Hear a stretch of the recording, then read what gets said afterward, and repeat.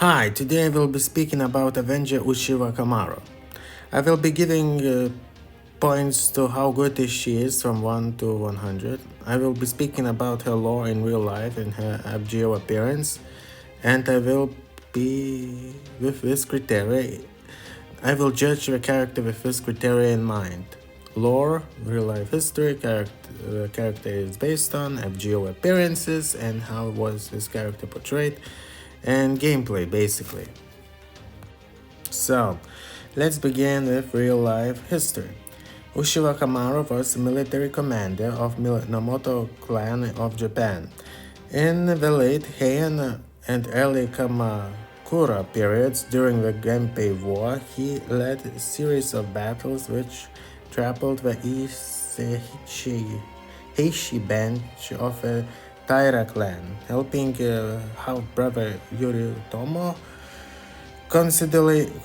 consolidate power. Yes, for those who don't know, Ushiwakamaru was a man. Well, he is considered one of the greatest and the most popular warriors of his era and one of the most famous samurai in history of Japan. Ushiwakamaru perished after being betrayed by the son of trusted ally. I'll give real life lore 50 points because it's, well, as much as I like Ushiwakamaru, it's not FGO lore. Plus, I don't really have her in JP. I use her support, as you can see. From now, I will transition to using Muramasa free-turn farming in the event of NA. Naraka Mandala, first appearance of Fate Grand Order. During Naraka Mandala Lost Birth, Ashiya Doman put to the spirit to possess a mortal enemy, I believe Taira, whatever, of Ushiwakamaru. The possession was a success due to Ushiwakamaru's harboring her hatred towards Kagekiyo's enemy Yoritomo, due to him betraying her later on. Thus, their combined hatred towards Yoritomo formed into powerful avenger servant.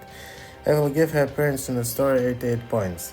She was cool there and in the Lost Bell, but I wanted more of her. I suppose that's how to make a good character. Number 3, gameplay. Her card deck. She has 4 hits on a quick card. That is extremely good for star generation, but what is not good is her art cards with only 2 hits, so MP is no-no. This means that MP generation would suffer overall, and finally she has 2 hits on a buster card. This means she will not deal that big of a damage, but she has a 5-hit extra attack, so at least if you have a brave chain, you should start with arson or quick for MP. Her card deck should be better and not this underwhelming. Yes, the card deck is more of the quick, apart from the quick cards, the 2 hits on arts and buster are really low. It's just 50 points. It's passable, but not trash. Well, let's begin with her skills. First skill, Genji, accept your demise, A++. This skill increases her own damage against Genji enemies for 3 turns by 200%, increases her own critical damage for 3 turns by 100%. It will also increase her MP gauge by 30%, reduces party critical damage, critical star absorption by 100%, except self for 3 turns. This skill is only good for MP data and critical damage, critical stars as well. You barely even fight Genji enemies in the game, so the skill, well, it needs a buff, that's what I would give 40 points. The skill, there are better skills. I mean, take a Space Sister or even Jalter, for example. That's a good Avenger. Even Avenger Noble is better than her in the skill regards. Her second skill, Kagekiyo Never Dies EX. This skill grants guts one time for 3 turns. It will revive with 3000 HP.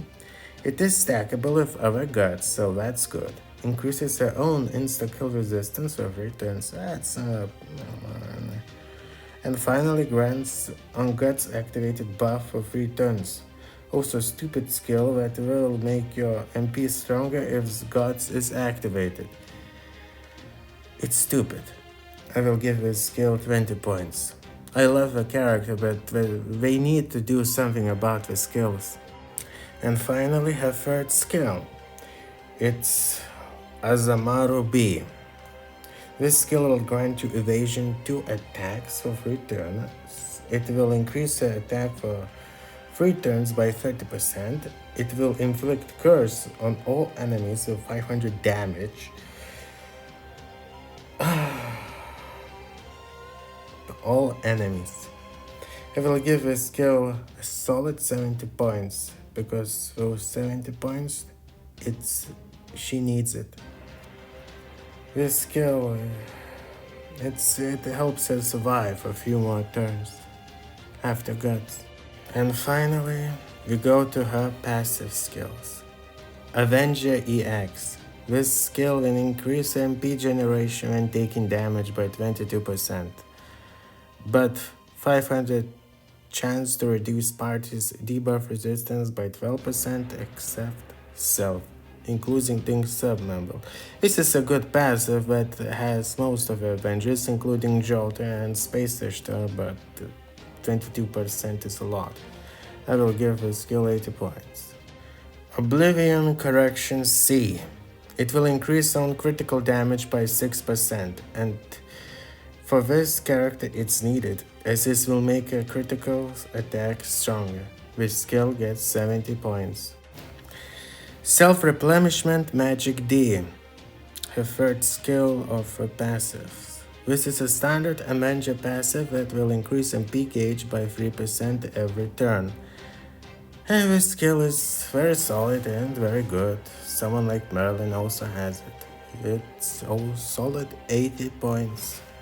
Noble Phantasm. Noble Phantasm name is All things must pass to flourish. It is to fall, and it is a single target quick. The MP with insane 10 hits. It will also remove enemies' buffs first, like Amakusa, then deals damage to them. From this skill, if guts activated once, you will get 100%, if 2 times, and you'll get 125%, if 3 times, 150, and finally 4 times, 175% damage plus. It gives extra damage to them. Depending on MP level, you will get damage from 1200% at level 1 to 2000% at level 5. It will also give curse to enemy at 100% 1000 damage to 5000 and 500% overcharge.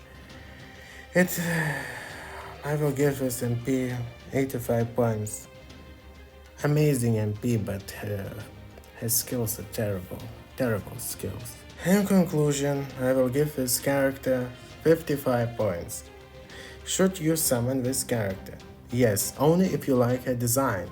There are better options, better Avengers like Jalter, Space Star, or any other Avenger.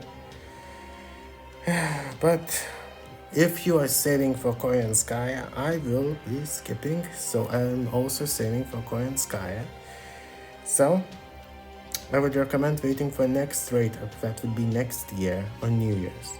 So, that was all. Like, comment, and subscribe.